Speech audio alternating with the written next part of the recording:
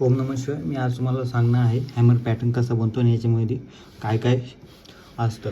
Hammer pattern बनलं तर आपण ट्रेड कशी घ्यायची त्याबद्दल मी तुम्हाला एक शॉर्टमध्ये अपडेट देतो. हॅमर पॅटर्न हा बुलिश पॅटर्न असतो. हा डाऊन ट्रेंडला बनतो सहसा. हा एक हॅमरसारखा कॅन्डल असते, म्हणजे हातोड्यासारखी कॅन्डल असते. हा डाऊन ट्रेंडला बनतो आणि हा बुलिश कॅन्डल आहे. या प्रकारे इथं डाऊन ट्रेंड पुन्हा चालला आहे. त्या डाऊन ट्रेंडमध्ये इथं हॅमर पॅटर्न बनला आहे. त्याच्यानंतर मोठी रॅली आली, बघू शकता किती मोठी रॅली आली. ओके, या प्रकारे हॅमर पॅटर्न असतो.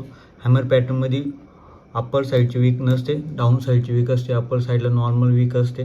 त्या व्यतिरिक्त हॅमर पॅटर्न दिसला तर याच्या फर्स्ट स्टॉप लॉस खालच्या साईडला लावायचा आणि एंट्री तुम्ही हॅमर पॅटर्नच्या सेकंड कॅन्डलला घेऊ शकता. त्याच्या 50% मध्ये घेऊ शकता, टॉपला पण घेऊ शकता. हा